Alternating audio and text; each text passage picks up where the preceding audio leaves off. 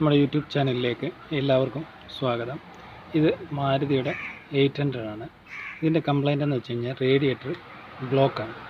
അപ്പോൾ നമുക്ക് റേഡിയേറ്ററിൻ്റെ ഈ കപ്പ് അഴിച്ചെടുത്തിട്ട് ഇതിനകത്ത് സ്പ്രിങ്ങുകളൊക്കെ ഉണ്ട്.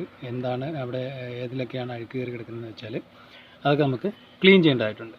ഓക്കെ, നമുക്ക് ജസ്റ്റ് ഒന്ന് കാണിക്കാം. അതായത് ഈ റോഡ്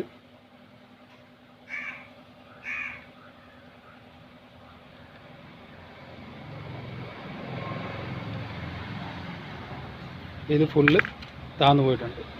ഓക്കെ, പക്ഷേ ഇതിലിടുന്ന സമയത്ത് ഫുള്ള് താഴുന്നില്ല, മീൻസ് അത് ബ്ലോക്കായിട്ടിരിക്കുകയാണ്. ഓക്കെ, എന്തായാലും നമുക്ക് ഇതിൻ്റെ റേഡിയേറ്റർ അഴിക്കേണ്ടതായിട്ടുണ്ട്. നമ്മൾ ഈ ടൂൾ വെച്ചിട്ടാണ് ഇത് അഴിക്കുന്നത്. ഇത് ജസ്റ്റ് അതിൽ കയറ്റിയിട്ട് കഴിഞ്ഞിട്ട് തിരിച്ചു കഴിഞ്ഞാൽ നമുക്ക് ഫുള്ളായിട്ട് ഓപ്പൺ ചെയ്തെടുക്കാൻ സാധിക്കും. അങ്ങനെ നമുക്കിത് ഫുള്ളായിട്ട് ഓപ്പൺ ചെയ്തെടുക്കണം. അതേപോലെ തന്നെ അപ്പുറത്തെ സൈഡും ഫുള്ളായിട്ട് ഓപ്പൺ ചെയ്തെടുക്കും. ഓക്കെ, നമുക്ക് എന്തായാലും ഓപ്പൺ ചെയ്യാം. കപ്പ് ഓപ്പൺ ചെയ്തിട്ടുണ്ട്. കപ്പ് ഓപ്പൺ ചെയ്തതിൻ്റെ അവസ്ഥയാണ് ഈ കാണുന്നത്. ഇങ്ങനെയുള്ള റേഡിയേറ്റർ കൂടെ എങ്ങനെ വെള്ളം അകത്തിറങ്ങിപ്പോകും? എങ്ങനെ റേഡിയേറ്റർ കൂളാവും, എൻജിന് കൂളിംഗ് കിട്ടും? ഓക്കെ, ഇപ്പം മനസ്സിലായെന്ന് വിചാരിക്കുന്നു. ഈ കപ്പ് നമ്മൾ ഓപ്പൺ ചെയ്തു. ജസ്റ്റ് ഓപ്പൺ ചെയ്യാവുന്നതേ ഉള്ളൂ.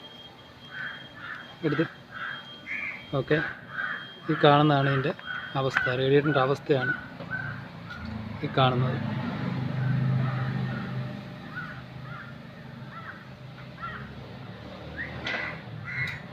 ഓക്കെ, മൊത്തം തുരുമ്പായിട്ട് ഇരിക്കുകയാണ്. എനിക്ക് തോന്നുന്നു റേഡിയേറ്ററിൻ്റെ വെളിയിൽ നിന്ന് വന്ന തുരുമ്പാണെന്ന് പറഞ്ഞാൽ അതിൻ്റെ തെർമോസ്റ്റാറ്റിൻ്റെ അവിടെ നിന്നും അതിൻ്റെ പൈപ്പുകളൊക്കെ തുരുമ്പ് പിടിച്ച് തുരുമ്പെല്ലാം കൂടെ വന്നിട്ട് ഇതിലടിഞ്ഞ് ഇരിക്കുകയാണ്. ഓക്കെ, എന്തായാലും നമുക്കിത് ക്ലീൻ ചെയ്തിട്ട് നോക്കാം. ഇത് ഫുള്ളായിട്ട് ക്ലീൻ ചെയ്യേണ്ടതായിട്ടുണ്ട്. ഓക്കെ, ഈ കാണുന്ന മൊത്തം നമുക്ക് ക്ലീൻ ചെയ്യണം. ഈ നമ്മൾ മുമ്പേ കാണിച്ചത് ഈ വെള്ളം ഇറങ്ങാത്തതെല്ലാം ബ്ലോക്കാണ്. എനിക്കൊന്ന് ഈ തുരുമ്പ് തന്നെ കയറിയിട്ട് ബ്ലോക്കായിട്ടുണ്ട്. ഇത് ബ്ലോക്കാണ്. സമയം ഇത് കുഴപ്പമില്ല, ഇത് താന്നു പോകുന്നുണ്ട്, ഇത് കുഴപ്പമില്ല. ഓക്കെ, എന്തായാലും നമുക്കിത് ക്ലീൻ ചെയ്ത് എടുക്കേണ്ടതായിട്ടുണ്ട്.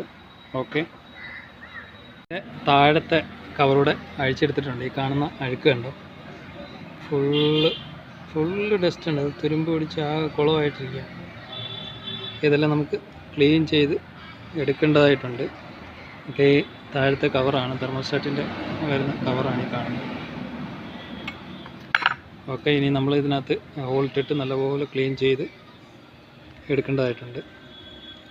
ഓക്കെ, എന്തായാലും നമുക്ക് മൊത്തത്തിൽ ക്ലീൻ ചെയ്തെടുക്കാം. എല്ലാം ഫുള്ളായിട്ട് ക്ലീൻ ചെയ്ത് രണ്ട് സൈഡും ക്ലീൻ ചെയ്തിട്ടുണ്ട്. ഇനി നമുക്ക് ഈ കപ്പ് ഫിറ്റ് ചെയ്യണം. ഒരു കപ്പ് ഓൾറെഡി ഞാൻ ഫിറ്റ് ചെയ്ത് കഴിഞ്ഞു, വീഡിയോ എടുക്കാൻ മറന്നുപോയി. ഓക്കെ, ഇനി നമുക്കിതെല്ലാം സെറ്റ് ചെയ്യണം. ഈ കപ്പ് കൂടെ ഫിറ്റ് ചെയ്യാനുണ്ട്. ഓക്കെ, എന്തായാലും നമുക്ക് കപ്പ് ഫിറ്റ് ചെയ്യാം. ഇപ്പോൾ റേഡിയേറ്ററിൻ്റെ രണ്ട് കപ്പും ഫിറ്റ് ചെയ്ത് കഴിഞ്ഞു. ടോപ്പിലും വരുന്നത് അതുപോലെ താഴെ വരുന്നത്.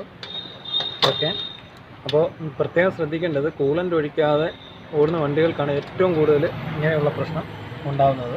അപ്പോൾ കറക്റ്റായിട്ട് കൂളൻ്റ് ചേഞ്ച് ചെയ്യുക, കൂളൻ്റ് മാറുക, വെള്ളം ഒഴിച്ച് ഒരിക്കലും ഓടാതിരുന്നു കഴിഞ്ഞാൽ റേഡിയേറ്റർ, വാട്ടർ പമ്പ് അങ്ങനെ സകല ഹോസുകളും ദ്രവിച്ച് പോകാനുള്ള ചാൻസ് ഉണ്ട്.